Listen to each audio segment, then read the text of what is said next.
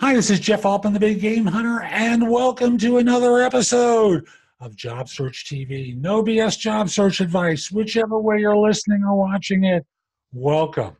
And today we've got an interesting interview with Stephanie Novinskas. Stephanie owns a brand strategy and copywriting firm and is here to talk with us today about how to humanize your LinkedIn profile.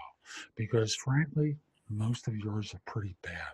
Stephanie! Stephanie, welcome. Thank you. Good morning. And where in the world is Stephanie Novinskas today? Well, Stephanie is in San Diego, California. Ooh, lovely place, lovely place.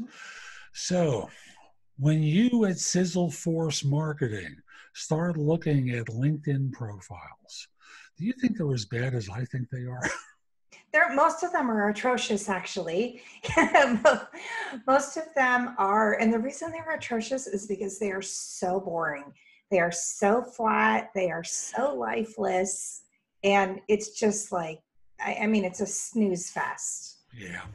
I find much the same thing. And folks, if you haven't already found this out about me, you'll discover I'm member 7653 on LinkedIn. I've looked at a lot of LinkedIn profiles over the years, and they are awful. And we're here to help you look like a human being today and not just another online resume. So, Stephanie, we're going to talk about 10 things that people can do to make themselves look like a human being on LinkedIn and not just bore all of us to tears. So, this isn't going to be in order of importance, isn't it? We're not going to do like the top 10, number 10. We're not doing this as a countdown, but where would you say we should start? What would you say the first thing people need to think in terms of? Yeah, so I think one of the most important things is to use an engaging profile picture. So a lot of times people will put up, well, okay, there's a few mistakes I see. One mistake I see is that people will put up a casual snapshot where maybe they cropped out somebody's arm on their shoulder and they'll use a picture like that so it looks really, really unprofessional, right? That's one mistake. Another mistake people make is that they get like these traditional pictures taken where everybody looks like a lawyer, right? They go to like a Sears or a JCPenney's or a store like that. They get that corporate serious look. Yeah, that corporate look where they've got the flat gray background behind them and they've got this forced smile and they look super stiff. And so what I always tell people is, you know what? You want a profile picture that shows your personality, that shows that you have life, that shows that you are more than just a robot that shows up at work and does a task. Yeah. These days, we don't have to worry about the no photo. Mm-hmm. Almost everyone has gotten the message that you need a profile picture there. Mm-hmm. Out of curiosity, I get the idea that some who are a little bit older, and folks, if you haven't looked at that face, that's a lot of white in there. So I'm not exactly a puppy anymore. But I'll just simply say, I get the idea that a lot of older folks have the photo of them from 15 years back. Yeah. I see that all the time. And I think the reason that people do that is because they're, first of all, they're like, well, I looked better then, right? And I want to look at my very best. Or they just haven't taken time to go get new portraits taken. But there's a wealth of knowledge that accompanies age, right? Mm-hmm. And if you have this image of you that looks like you're 30, and then you show up at an interview looking like you're 60, there's going to be a massive disconnect. You're going to start the interview with a disconnect, which is the exact opposite of what you want. Right. Everything is always about building the connection, the trust, the rapport, and that old photo of yourself. And I don't quite see them as that disconnected, 30 versus 60, but I see 60 as being the real age and 45, mm-hmm. Mm-hmm. 50. There's a big difference in appearance. keep the photos up to date. It doesn't have to be every year, but be reasonable. If you don't look anything like that picture that you have up there, it's time. Yeah, also be careful with how much retouching they do, because I have one client that before we started working together got professional pictures done, but the retouching was so heavy, it did not look at all like her in real life. It looked the way she wanted to look. It looked like she had a lot of plastic surgery, you know. But again, it totally damages that ability to establish trust right off the get-go. There's a So, famous instance like that in the New York area where Harry Helmsley, the realtor who owns so much property in New York, died. His wife, Leona Helmsley, became the poster child for all the hotels and the real estate in the Helmsley family. And lo and behold, this 70-year-old woman suddenly looked like she's 40 in all the photographs. good grief. Right, Not good. right. So we're starting off with, you have to have an engaging profile picture as number one. Number two, what does someone should be doing next? So when you're writing the material that's going to show up in your summary as well as just in your entire profile, you want to use a very conversational tone. So one mistake I see, and this is, you brought up age a few minutes ago, and some things that I often see with the 50+ crowd especially is that people write as if they're writing a thesis, right? they are not writing for a human being that wants to connect with them. And that's the thing, is that real people are looking at this, real people that have feelings and thoughts and beliefs and want to connect with you are looking at this. And it's just, this thesis style, resume style, whatnot, right? You want to write in a conversational tone, not so casual, like, hey buddy, what's up? You don't want to do that, but you want to write in a way that resembles how you might talk with someone if they were to meet you face to face, because eventually they will. If you make the right impression, they're gonna call you in. And so again, it's about building that trust and showing up as the same person. Right. And the notion, we're not talking about removing keywords from your resume, obviously. Not at all, no. Because people will never find you unless Right. the keywords are there. But it's Right. how you communicate to the audience in much the same ways when you get to an interview. It's not a flat recitation of facts. You're talking to another human being, right? So the profile has to be spoken in much the same way as that you're talking to another human being, so they know, like, trust, and respect you as an individual. Yeah, another thing on that is you want your profile to be written in first person.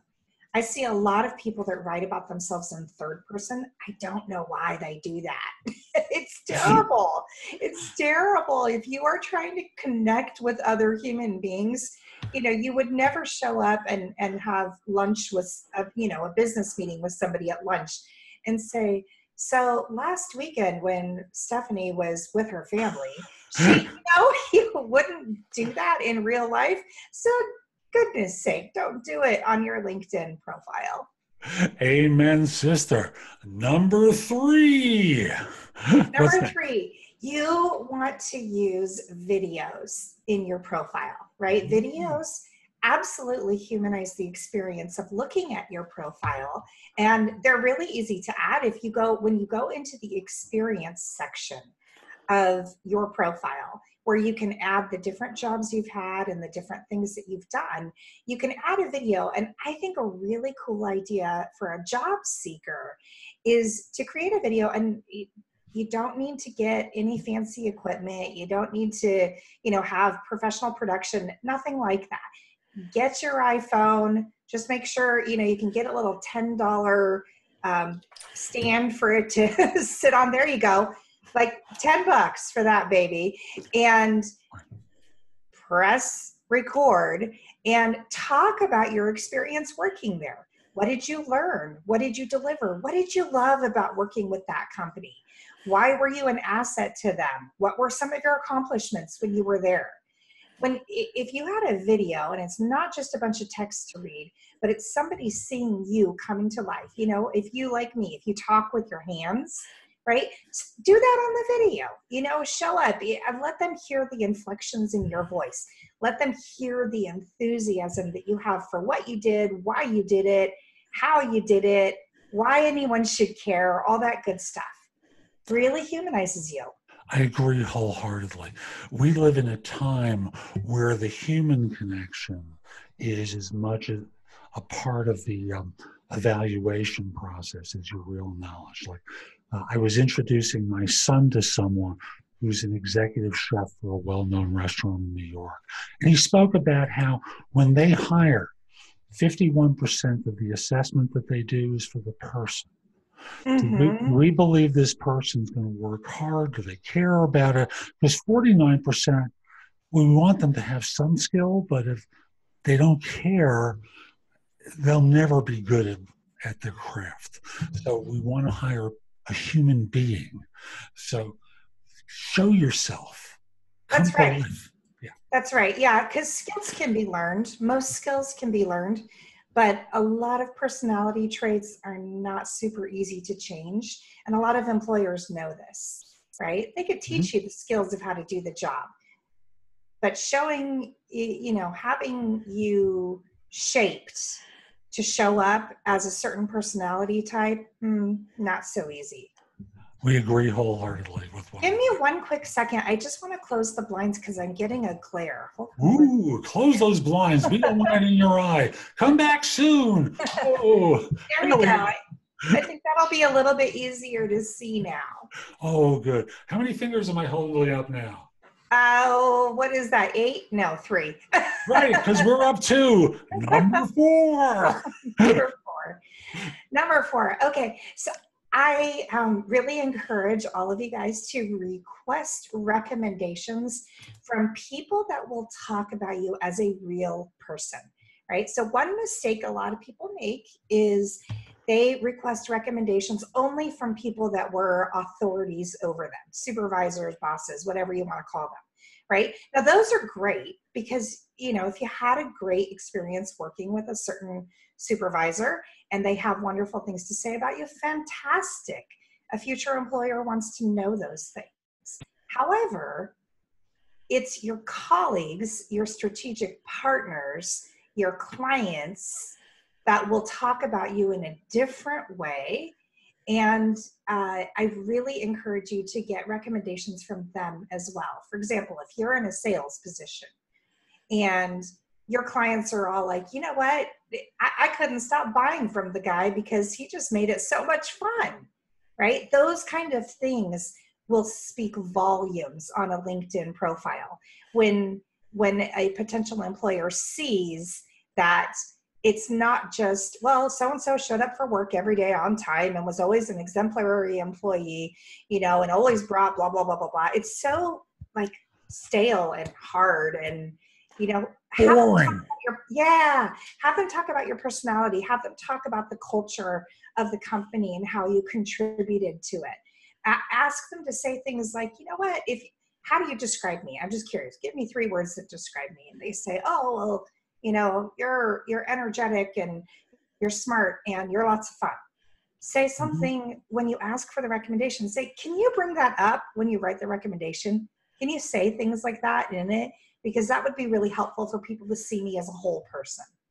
And just to be clear, recommendations are the free-form testimonials that people can write about you versus endorsements, which are the little tick boxes where people say, she really knows about, and they just check it off.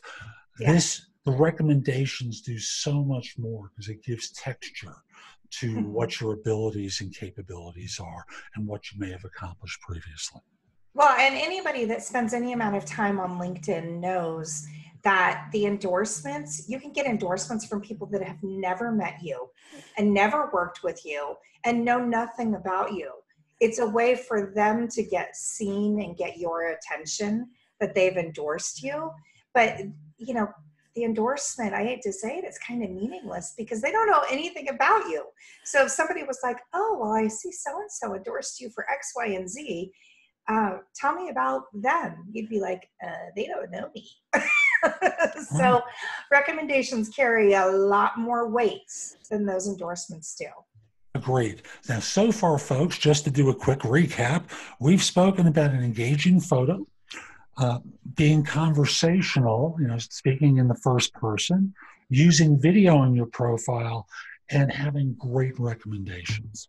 Number 5, what's the next item?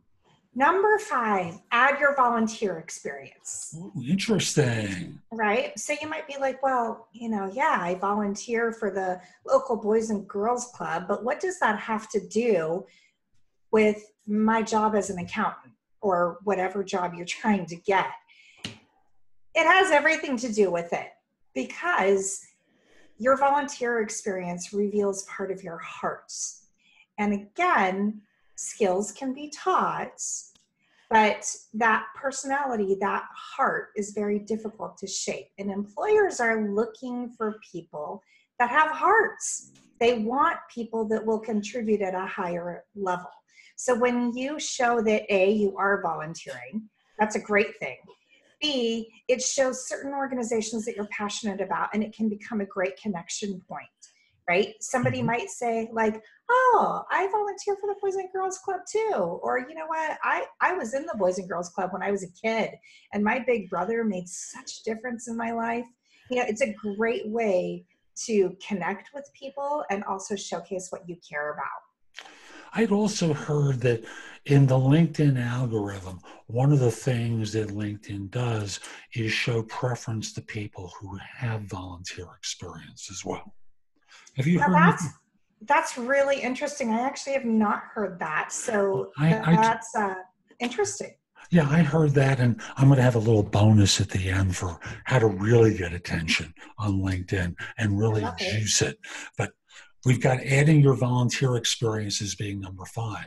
Mm-hmm. Number 6. Number 6, you also want to showcase your honors and your awards, right? So some people, there's some professions that are more likely to give out honors and awards more often, right? If you have a lot of experience in a big corporate environment, they have things like Employee of the Year and Employee of the Month and whatnot. Those are all great, but what do you do if you work with a small company and they don't do things like that? There are lots of honors and awards that you can get from different places, right? So for example, if you run marathons and you get a medal for completing a 10K, that is an honor, right? Or an award, whatever you want to call it.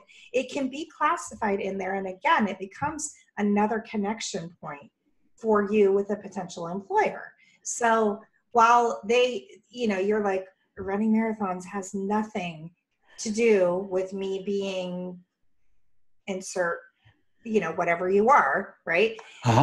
It does create that connection point again.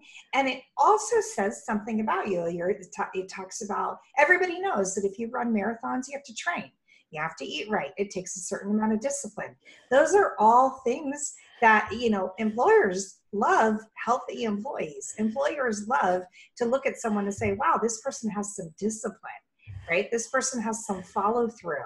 And those things are all showcased. So another thing you can do if you ever speak, you can add speaking engagements as honors, right? So I do that all the time. Whenever I speak, because it is an absolute honor to get in front of a group or get on a podcast like this awesome podcast, right?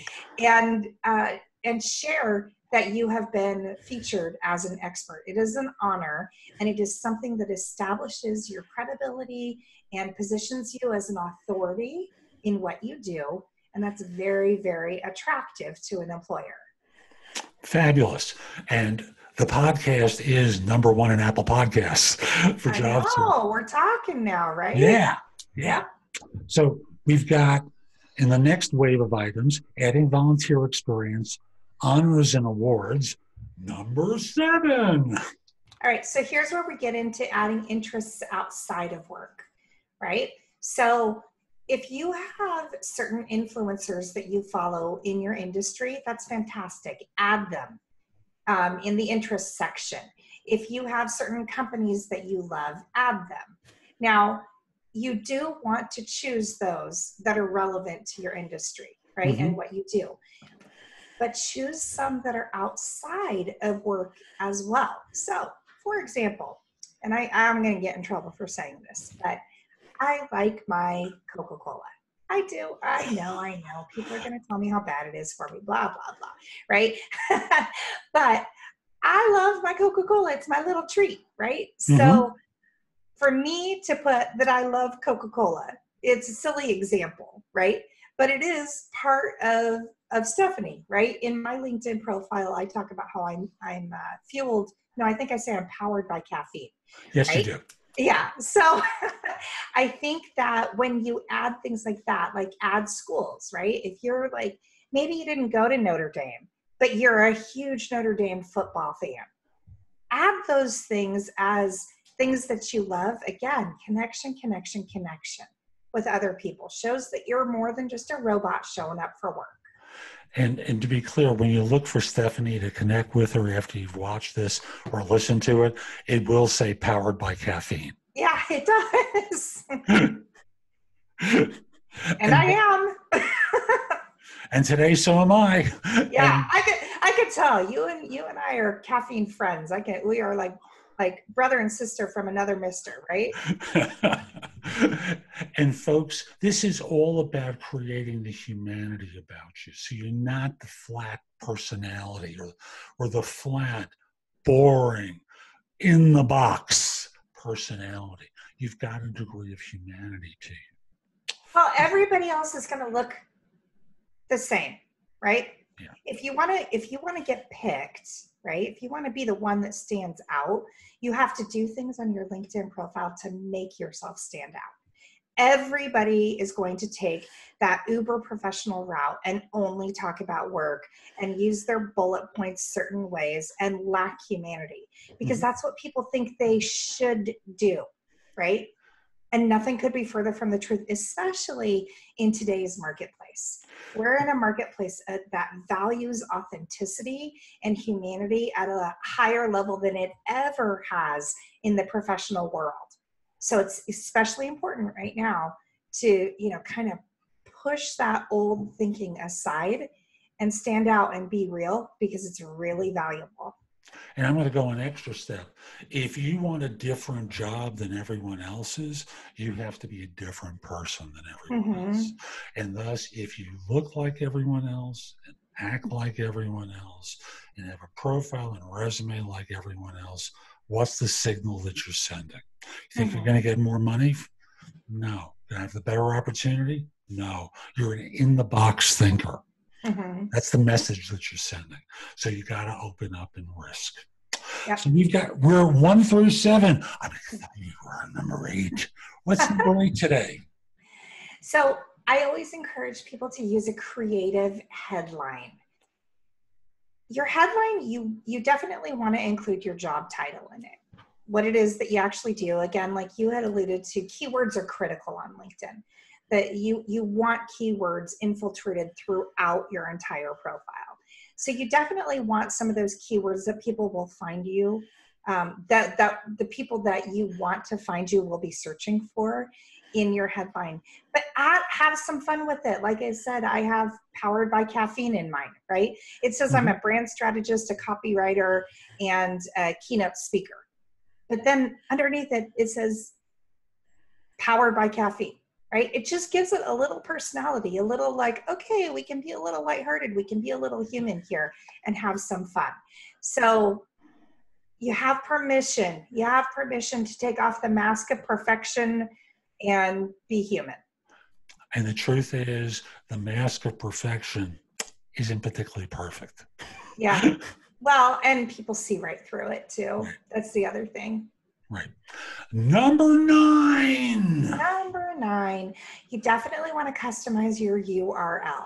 Okay. Yes. So by default, LinkedIn gives you an obnoxious link to your profile, right? It's full of numbers and letters and that make no sense. And so if somebody's like, oh, how do I find you? Well, yeah, sure, they could go on LinkedIn and search you. But if you, okay, I have a last name that not very many people have. So it's got its advantages and its disadvantages. My operations director, her name is Amanda Jones. Type Amanda Jones into LinkedIn and you're going to find 18,000 Amanda Jones. More than 3, huh? Right? Yes. So, which is why it's super important for you to customize that URL. You can just do a quick Google search. I don't need to get into how to do it. A quick Google search will tell you how to create a URL that's unique to you. And you can add that to a business card. You can add that to a resume. You can add that to any materials you're giving out as you are seeking out that new job. And I also think in terms of your signature as you're messaging people, you know, it can have one additional line that says connect with me on LinkedIn, and you embed the URL there and people start reaching out to connect with you. So we're going to do the quick summary of the first 9 before we get to number 10. An engaging picture. Your summary and profile are written conversationally in the first person. Use video in your profile. Have great recommendations that show your personality. Add volunteer experience. Add honors and rewards. Interests outside of work. Creative headline. That's the line underneath your name. Number 9 was customizing your URL. And now number 10. What's the 10th item? This is my favorite one. Tell stories. Right? Tell stories on LinkedIn.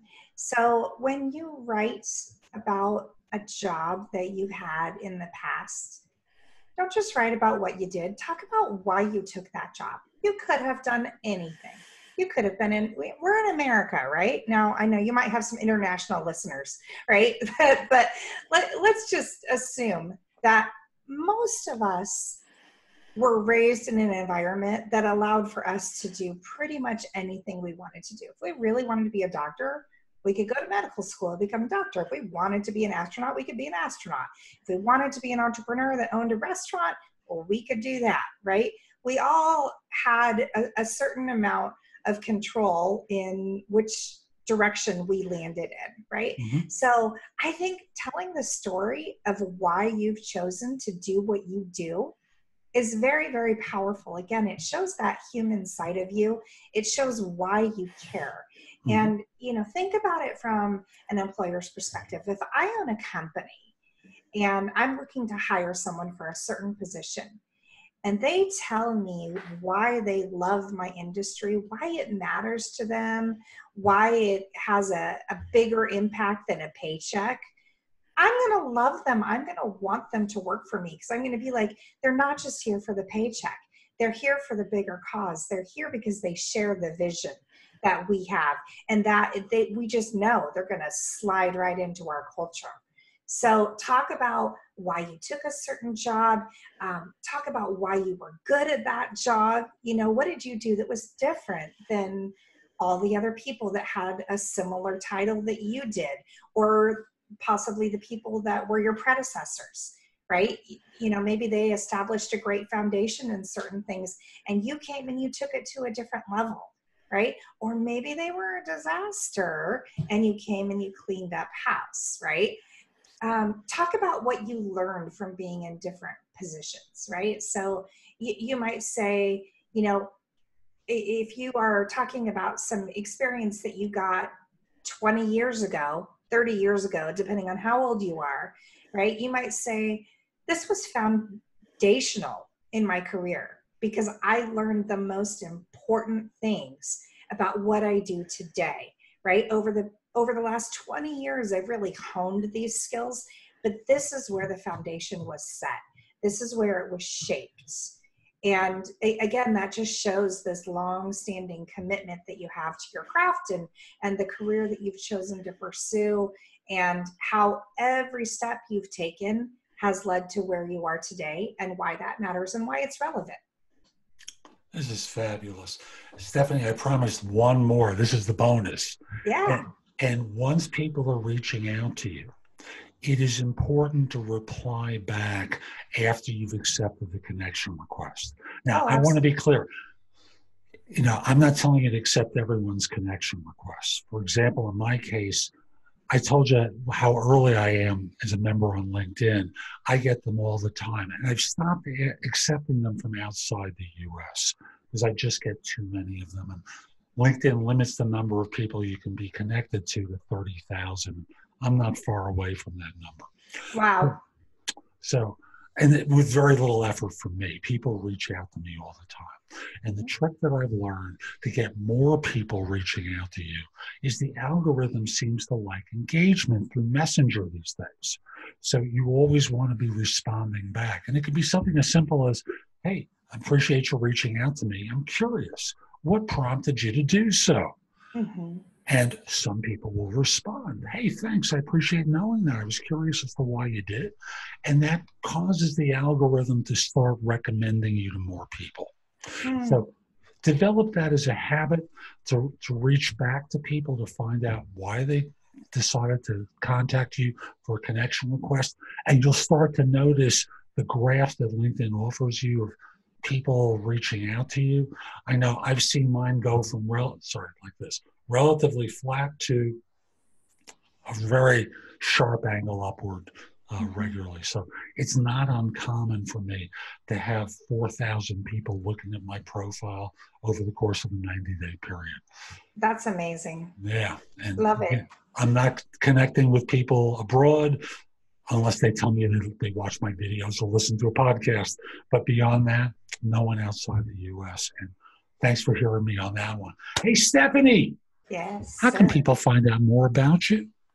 So, well, there's a couple of different ways. The first way, of course, you can find me on LinkedIn, and my last name's really hard. So hopefully we'll be able to get this in print somewhere for somebody to actually read. But my LinkedIn profile is linkedin.com/in/Stephanie Novinskis.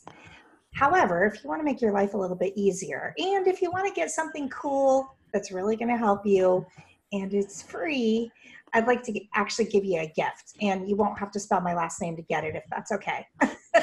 So if you go to tinyurl.com/21-day follow-up, and it's the number 21, not spelled out. So tinyurl.com/21-day follow-up. I will actually give you a 21-day networking follow-up plan that's going to help you stay in touch with people, network in a smart way that's going to position you as somebody people really want to know more about, but it's going to help you avoid networking in that way that can be horrifically annoying, showing up too much, saying the wrong things, just kind of bothersome, right? So this 21-day networking plan is something that's especially important when you are seeking out a job. If it's near the holidays, like right now when we're recording this, you're meeting more people this time of year than you probably do in the rest of the 3 quarters of the year, right? Because of all the parties you go to and all of the events and whatnot. So if you want to create connections at a deeper level, create more of them and make them meaningful, not just meet people, but actually meet people and connect with them and network with them and really make things happen, grab your 21-day networking plan. It's free. Again, tinyurl.com/21-day follow-up. Super. Stephanie, thank you. And folks, we'll be back tomorrow, next time, with more information to help you in your job search. I'm Jeff Altman, the Big Game Hunter. I'm called the Big Game Hunter, stemming from my time doing search, where I used to hunt down leaders and staff for organizations. Did it for years, a long time. And now I coach people. I'll simply say, if you'd like to connect with me, linkedin.com/in/the Big Game Hunter. Mention that you saw the video. I just like knowing I'm helping some folks. And once we're connected, then send a message back to me that you're interested in coaching. Hope you have a great day and take care.